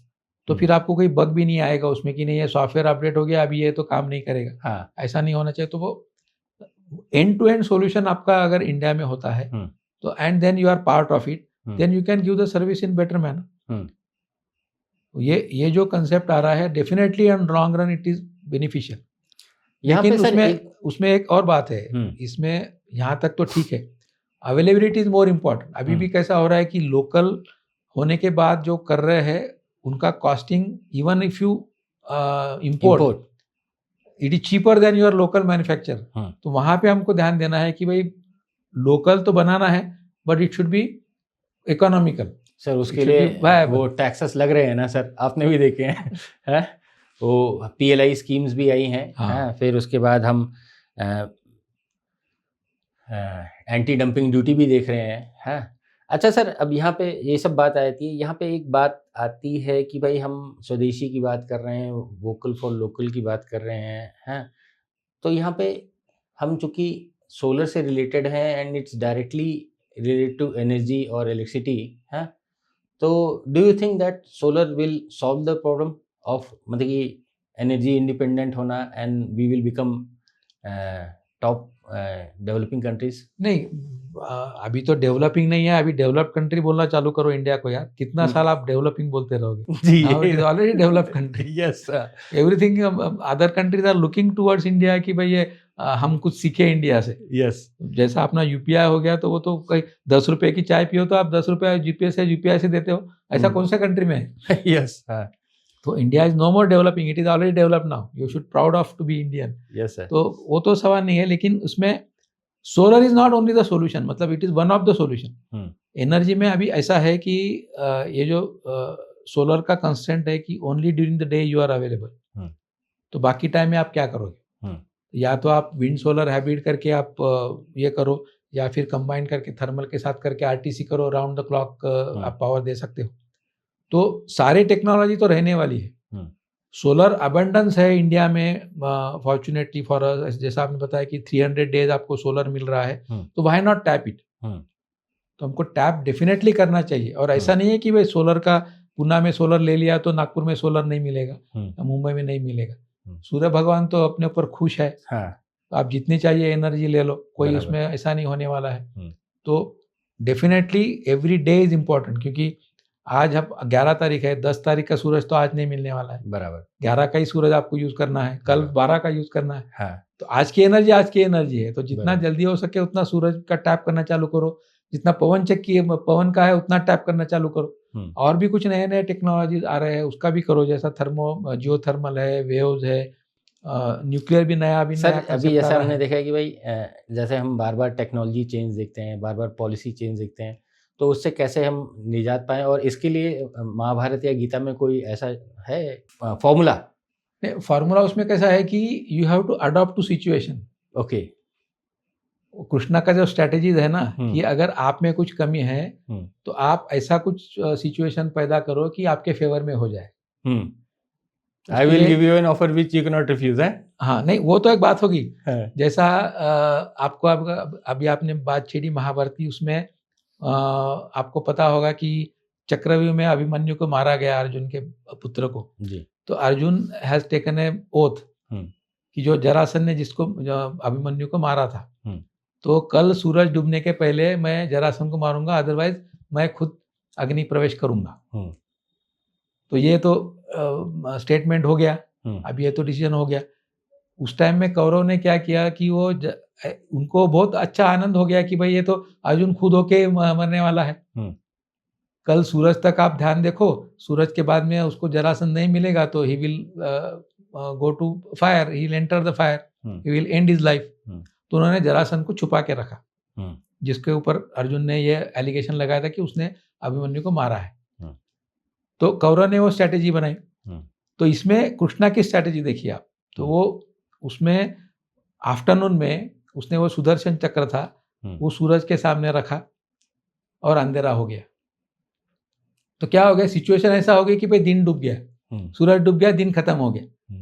तो जो जरासन छुप के बैठा था वो इमीडिएटली सामने आ गया कि भाई सूरज डूब गया है, Arjuna now you have to enter fire, you have to end your life. और वो खुशी होके सबसे सामने आके खड़ा हो गया। और उसी टाइम में कृष्ण भगवान ने वो सुदर्शन चक्र हटा लिया, तो सूरज भगवान फिर से आ गए। तो फिर कृष्ण की स्ट्रैटेजी उन्होंने बोला कि ये सूरज और ये जरासन, जयद्रथ नाम था जरासन ने, यहाँ सूर्य और हाँ जयद्रथ, सब मराठी में एक प्रॉवर्ब भी आया है, ये सूरज है और ये जयद्रथ है, नाउ यू किल हिम। तो ये स्ट्रैटेजी आप देखिए कि situation was against him, but situation was created to favour him. तो आप ऐसा कोई स्ट्रैटेजी आप बिजनेस में लाओ कि the things will be in your favour. जी सर। ऐसे बहुत सारी चीजें हैं, मतलब वो कर्ण का वध भी जो किया था अर्जुन ने, उस टाइम भी ये था कि उसका रथ ये हो गया, फिर उसको उसी टाइम में मार दिया कि आपका कॉम्पिटिटर अगर बहुत पावरफुल है तो find out some weakness for the competitor. और सबसे पहले कॉम्पिटिटर के बारे में सोचो ही मत। एक अच्छा एग्जांपल मेरे को याद आता है, कोई अच्छा क्रिकेटर था, उसको पूछा गया कि भाई आपको हमेशा 4 लेने के लिए आप फील्डर कहाँ कहाँ पे देखते हो और 4 मारते हो क्या, बाउंड्रीज और 6 मारते हो क्या? तो उससे बोलता है फील्डर कौन देखता है, मैं तो देखता हूँ गैप कहाँ कहाँ पे है। तो ये सोलर के बिजनेस में इंस्टेड ऑफ पॉलिसी चेकआउट्स आपको अपॉर्चुनिटीज कहाँ है उसके ऊपर ध्यान दो ना। ये नहीं हो सकता, वो नहीं हो सकता, फील्डर यहाँ स्लिप में फील्डर खड़ा है, मिड विकेट में खड़ा है, फॉरवर्ड शॉर्ट लेग पे खड़ा है, लॉन्ग ऑन पे है, लॉन्ग ऑफ पे है, ये क्यों देख रहे हो? गैप है, देखो मिड विकेट और लॉन्ग ऑफ और लॉन्ग ऑन के बीच में बहुत बड़ा गैप है, वहां पे 4 मारो, वहां पे बाउंड्री मारो, वहां का कोई कस्टमर का ये ले लो, फटाफट ऑर्डर लेके खत्म करो। अगर आप आपका सिचुएशन नहीं बदल सकते तो आपकी मेंटालिटी चेंज करो, स्ट्रैटेजी चेंज करो, स्ट्रैटेजी चेंज करो। तो you have to adopt, yes, one rule is not common for every day, you have to adopt yourself according to the day. हम सोलर वाले हैं तो हर दिन नया सूरज आता है, नया ये आता है। कोई क्लाउड आ गया तो अरे यार क्या करे, क्लाउड आ गया, अरे क्लाउड के बाद सूरज भी तो आएगा ना। और every day is a Sunday. जैसा अभी वो one sun one earth one world हम कर रहे हैं, जैसा सूरज तो डूबता नहीं है, हमारा बिलीफ है कि सूरज डूब रहा है, सूरज कभी डूबता नहीं है, यस, पृथ्वी घूमती है, यस। तो अभी अगर दिन है यहाँ पे तो यूएस में अंधेरा है, नाइट है, ये यहाँ पे नाइट हो जाएगी तो वहां पे दिन निकल आएगा, तो वहां पे सूरज भगवान है, वहां का एनर्जी टैप करो। तो 24/365 डेज सूरज तो कंटिन्यूस एनर्जी दे ही रहा है कहीं ना कहीं। जी सर। तो आपका अगर यहाँ बिजनेस है तो आप यूएस में भी बिजनेस चालू करो, जर्मनी में करो, आपको आर्बिट्राज भी मिलेगा। इनफैक्ट सर अभी आजकल नए नए टेक्नोलॉजीज के ऊपर भी बात हो रही है, हम स्टोरेज की बात कर रहे हैं। स्टोरेज में हम अगले 4-5 साल में आपको कैसा दिख रहा है सर स्टोरेज का? Storage is one of the best thing, you should be blessed to have this technology available, क्योंकि जो टैरिफ टीओडी वगैरह जो हम बोलते हैं टाइम ऑफ डे, उसमें पीक और ऑफ पीक टैरिफ अलग अलग होता है। यस। एंड फॉर एग्जांपल अगर हम महाराष्ट्र की बात करते हैं तो जो सोलर आवर्स आए हैं वो 9 to 5, तो generation before 9 and after 5 will not be adjusted for the consumer. तो वो एनर्जी का क्या करे, क्योंकि पहले ऐसी पॉलिसी था कि day was peak and night was off peak. Yes. अभी उल्टा हो गया है, सोलर इज अबंडेंस अवेलेबल, तो सोलर डे मतलब सोलर आवर्स का टैरिफ सबसे कम हुआ है, सबसे कम, हाँ। Off peak 9 to 5 9 to 5 minus 15%, हाँ। और 5 to 12 in the evening is plus 25%। Yes. So that has become peak, extreme peak. तो आप ये आर्बिट्राज करने के लिए -15 to +25, ये जो डिफरेंस है टीओडी, उसको आप आर्बिट्राज उसका बेनिफिट लेने के लिए स्टोर करो, चार्ज करो battery during less off peak time में, सोलर आवर्स में पैक चार्ज करो, और पीक में 5 to 12 में उसको डिस्चार्ज करो। तो आपका एनर्जी अगर यहाँ का अगर टैरिफ आपको 7 रुपये पड़ रहा है, वहाँ का 11 रुपये है, तो 4 रुपये आपका सेविंग हो गया है ना। ऑफकोर्स। और अभी नया जैसा टेक्नोलॉजी है हमेशा इवॉल्व होती है, BESS आने के पहले बैटरी आज सर्विस करके भी चालू हो गया है। You don't have to invest in battery energy storage system, you can take it on rent, yes, and pay it on only rent. जैसा मीटर रेंट पे मिलते हैं, battery energy storage system DG rent पे मिलता है। हाँ, DG मिलता था। हाँ, डीजी रेंट पे मिलता था। आप डीजी को भी अच्छा BESS से आप कमेंट, डीजी का भी डीजल का कॉस्ट आपको पर यूनिट आपको 30 रुपये के ऊपर पड़ेगा। बराबर। आप ये बैटरी एनर्जी स्टोरेज अगर आपने रूफटॉप लगाया है तो आपका खुद का ही घर का बिजली है। आपका अगर स्टैंड अलोन है, बिहाइंड द मीटर है, तो आपको 3-3.5 रुपये अगर उसका बिजली का ये आता है पर यूनिट कॉस्टिंग, तो आप 3-3.5 से चार्ज करो, रात को 11 रुपये से उसको यूज करो। जी सर। इनफैक्ट सर हम तो आपसे ये रिक्वेस्ट करेंगे कि भाई सर आपका इतना तगड़ा एक्सपीरियंस है, इनफैक्ट आपका BESS में भी तगड़ा होल्ड है, तो we would like to have some special sessions on BESS for our definitely students as well as customers है। बैटरी एनर्जी स्टोरेज तो हम कर ही रहे हैं। अभी हम जो बात बीच में चालू की थी ह्यूमन एनर्जी स्टोरेज, यस, हाँ, वो तो सर इस ये वाला जो अभी क्या है, ये TOD और ये पॉलिसी के चक्कर में ना हमारे बहुत लोग बर्नआउट हो गए, तो इसके लिए कोई गीता का श्लोक बता दीजिए। Human energy storage very important. यहाँ पे कुछ गीता जी आपका एनर्जी अभी नाउ आपका वर्किंग आवर्स इतना लंबा हो गया है, आप सवेरे 6 बजे फोन पे लग जाते हो, रात को 12 बजे तक आपकी कॉन्फ्रेंस कॉल्स और मीटिंग चलती रहती है। तो it is definitely impossible for a human being to continue working from 6 o'clock in the morning to 12 o'clock in the night. और अगर आपके इंटरनेशनल क्लाइंट है तो आपको और कहानी खराब, देर यहाँ का नाइट में भी आपको काम करना पड़ता है। तो keeping energy in intact is very very important. तो आपके एनर्जी कंजर्व कैसे करें? एनर्जी कंजर्वेशन मैं तो ये सर्विस देता ही हूँ। जो कंज्यूमर है, इंडस्ट्री है, वहाँ पे आई 4.0 है, एनर्जी मैनेजमेंट सिस्टम है कि आप अगर 10 यूनिट यूज करते हो तो 8 करो, 9 करो, 7 करो एनर्जी कन्वर्ट करो, because energy saved is energy generated. Yes, even for net zero it is required. लेकिन आपका ह्यूमन एनर्जी भी आपको सेव करना है, तो आपको बीच बीच में ब्रेक लेना चाहिए। जैसा आपका अभी RRR है, मूवी की बात नहीं कर रहा हूँ, RRR में अभी क्या करते हो आप? Roles responsibility review. हमेशा तेरा रोल क्या है, रिपोर्टिंग कहाँ है, रिव्यू कहाँ है, क्या रिस्पॉन्सिबिलिटी है, रिपोर्ट बनाओ, ये करो, उसमें एक टाइम जाता है। लेकिन उसमें बीच में एक नया RRR भी आपको करना है कि आपको rest, reset and renew. Rest, reset and renew. मतलब आप every 3-4 hours you take a break, rest करो, रिसेट करो, जो पहले हो गया उसको भूल जाओ, and then renew with new energy. तो आपका ये एनर्जी बचता रहेगा ना। अगर Yes. पूरा 12 घंटा 16 घंटा बर्नआउट नहीं होंगे, बर्नआउट नहीं होगा ना। अदरवाइज वो क्या होगा कि भाई इतना टेंशन है। आपका बच्चा बोलता है पापा बाहर चलना है, नहीं नहीं बहुत काम है। भी बोलती है वेकेशन पे जाना है, नहीं बहुत काम है। तो लास्ट 3-4 साल से आप वेकेशन पे नहीं जा रहे हो, वाइफ बोल रही है कि आप क्या काम करते हो इतना, आप तो हमेशा टेंशन में रहते हो, तो ये काम क्यों करते हो? बच्चा बोलता है पापा तो हमेशा बिजी रहते हो, मेरे को शाम को आने के बाद भी बोलते हैं कि बात मत कर बेटा, मेरा क्लाइंट के साथ जूम मीटिंग है, ये है वो है वो। तो आपका वर्क लाइफ बैलेंस कहाँ रह गया? तो मैं वर्क लाइफ बैलेंस बहुत बार बात करते हैं, लेकिन मैंने मेरा खुद का ये कंसेप्ट निकाला है कि वर्क लाइफ बैलेंस के बदले वर्क लाइफ इंटीग्रेशन आप करो। You have to integrate your work and life. You have to understand life is life and work is work. आप जब काम कर रहे हो तो 100% काम करो, जब आप एंजॉय कर रहे हो तो 100% एंजॉय करो। आप वेकेशन पे जाके भी वहाँ पे जूम मीटिंग कर रहे हो, वाइफ बोलते जा तू शॉपिंग करके आ, मैं तब तक जूम कॉल निपटा देता हूँ।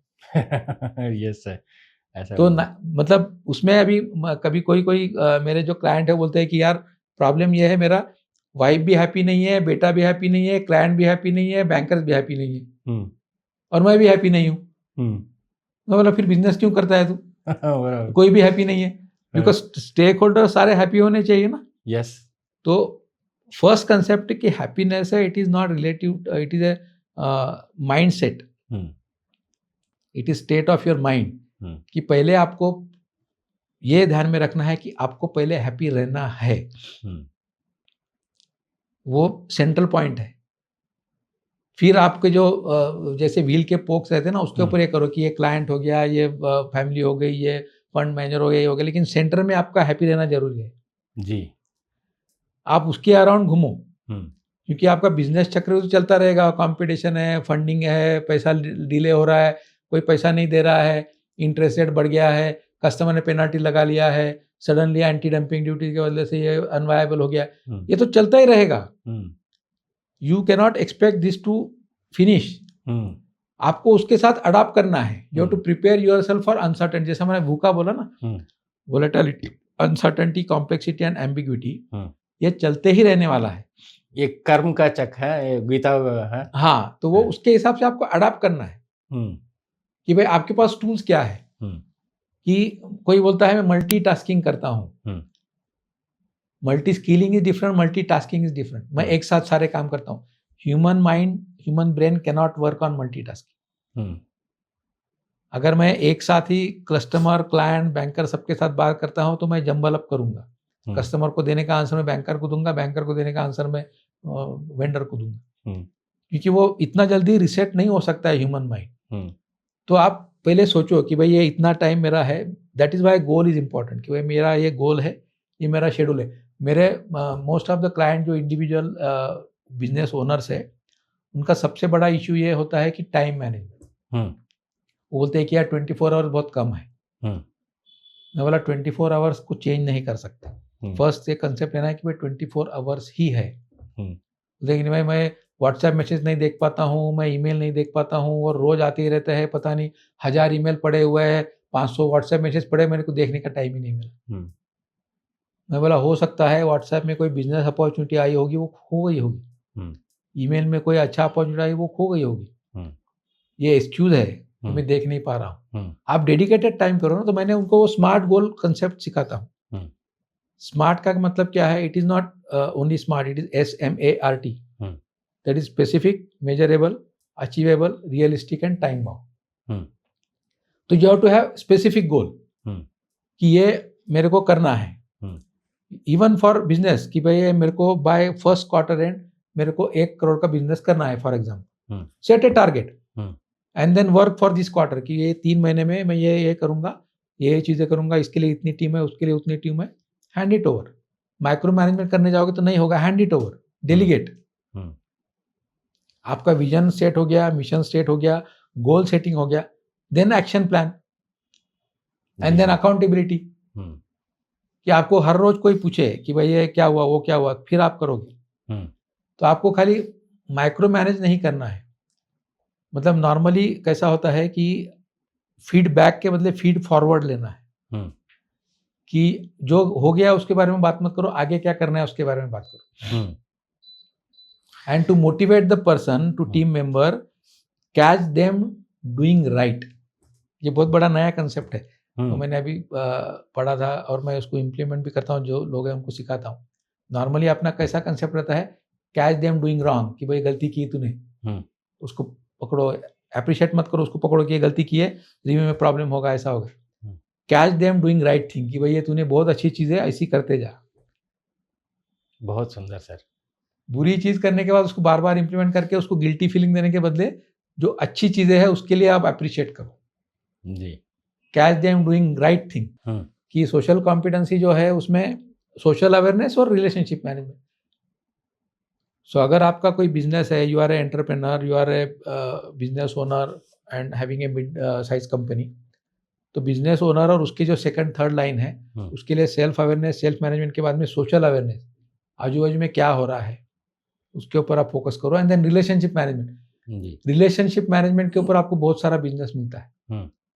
satisfied customer give you more order than actually your marketing guys going in the market. So relationship management is more important. Yes sir. It is a part of emotional intelligence. जी sir. कि कोई customer है, उसको बिना वजह से भी कभी कॉल किया तो आपका नुकसान नहीं होने वाला है. आपका वो मार्केटिंग इन्वेस्टमेंट हो गया. यानी कि वो जो हमने बात की सर, आपका कस्टमर आपके साथ कितने दिन रहने वाला है, तो ऑलमोस्ट 30-40 साल तो है ही वो. है ही. तो you have to keep your relations good. Exactly. Satisfaction आपका बेबी है, आपको उसको ध्यान देना ही है ना. आपने अगर कोई सिस्टम लगाया है तो उसको आपको ध्यान देना ही है, so that he is happy all the time and he will tell good about you. क्योंकि उसमें जो अगर हम थोड़ा सा और ऊपर यूनिवर्स की बात करते हैं तो good things happening about you और the gratitude people giving you will definitely help you in your own upbringing and योर ग्रोथ. जी sir. Many people cursing you will definitely have some negative effect. जैसा हम शुरुआत किया था कि पहले कॉस्मिक वाइब्रेशन है. तो अगर मैं आपके बारे में अच्छा सोचता हूँ, अच्छी बात करता हूँ, तो उसका वाइब्रेशन आपके पास आएगा. अगर मैं हमेशा आपको कोसते रहता हूँ तो उसका निगेटिव इम्पैक्ट भी आपके ऊपर आएगा. जी सर. और मैं निगेटिव सोचता हूँ आपके बारे में तो निगेटिव इम्पैक्ट मेरे ऊपर भी आएगा, क्योंकि मैं आपके बारे में निगेटिव सोच रहा हूँ. जी सर. तो हो सकता है मेरे बारे में भी कोई सोच रहा हो. तो बी पॉजिटिव. B positive. मैं भूटान में गया था बीच में, तो उसका एक रोटरी क्लब का मेरा ये था, तो उसके प्रेसिडेंट से मैंने बात किया, तो ऐसी बात निकली थी.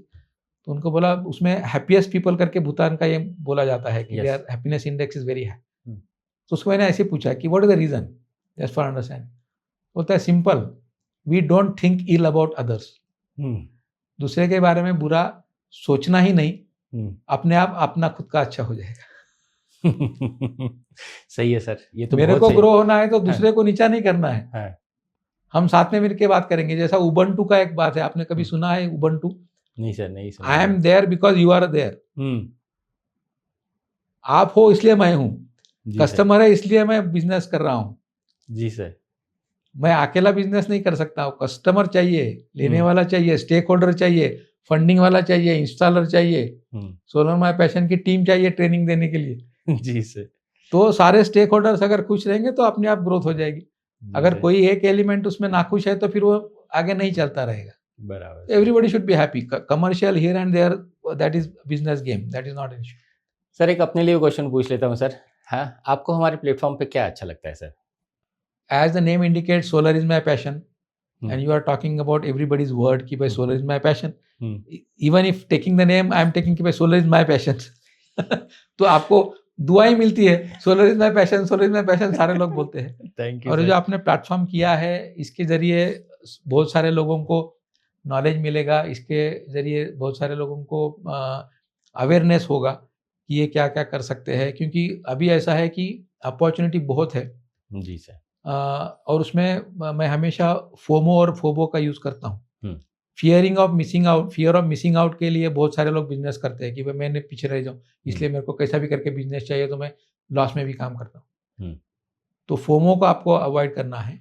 एंड फोबो का मतलब है कि फियर ऑफ बेटर ऑप्शन. आपके पास चॉइस इतने आ गए हैं कि आप डिसीजन नहीं ले पा रहे हैं. ये दोनों तरफ से हुआ है. कस्टमर को भी अभी इतने ऑप्शंस आ गए हैं कि वो चूज नहीं कर पा रहा है. मुंह से वर्ड निकाला कि मेरे को सोलर लगाना है, दूसरे दिन 15 ऑफर आ जाते हैं. और उसमें डिफरेंस इतना होता है कि वो गेट कंफ्यूज, चक्कर में आता है. तो फियर ऑफ बेटर में ऑप्शन वो भी हो जाता है कि बेटर ऑप्शन क्या है. अगर आप कोई होटल में जाते हो, स्प्रेड बड़ा ब्रेकफास्ट है, उसमें सारे फल अगर रखे हुए हैं, तो आप चूज नहीं कर पाते, एप्पल खाओ या बनाना खाओ या ऑरेंज खाओ. ऑप्शन अगर ज़्यादा होंगे तो आपका डिसीजन पावर वीक हो जाता है. तो आपको पहले सोच के चलना चाहिए कि मेरे को ये चाहिए और ये ऑप्शन है, उसके हिसाब से मैं ये करूँगा. Then you are very clear. तो setting goals with a clear attitude, that is very very important. Sir, have you subscribed our channel? Yes friends, मैं आप सबसे भी यही रिक्वेस्ट करूँगा, आप हमारे चैनल को सब्सक्राइब कर सकते हैं. यहाँ पे हम सिर्फ और सिर्फ सोलर से ही रिलेटेड इन्फॉर्मेशन देते हैं. प्रोडक्ट के ऊपर, पॉलिसी के ऊपर, क्या नया अपडेट्स आने वाला है और कौन कौन सी चीज़ें आपके फ़ायदेमंद होंगी, ये सारी चीज़ें हम यहाँ पे शेयर करते रहते हैं. तो और हाँ, एक और बात है कि भाई आपने भी अगर कुछ नायाब किया हुआ है, कुछ हटके किया हुआ है, जिससे कि भाई इंडस्ट्री का कुछ भला हो सकता है, तो मैं आप लोगों को भी इस प्लेटफॉर्म पे इन्वाइट करता हूँ कि भाई आप भी आइए, अपना नॉलेज और एक्सपीरियंस शेयर कीजिए, जिससे कि भाई इंडस्ट्री का कुछ भला हो सके. ऐसा नहीं कि भाई सब हम ही कर सकते हैं, हम हैं, ऐसा नहीं है.